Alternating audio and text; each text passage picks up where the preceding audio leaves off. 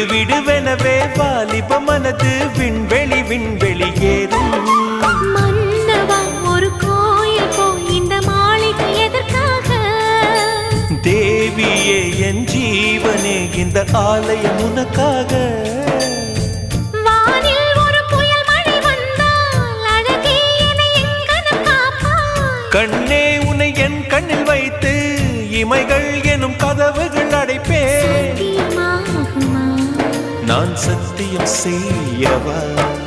தொடு தொடுவெனவே வானவில் என்னை தூரத்தில் அழைக்கின்ற நேரம்.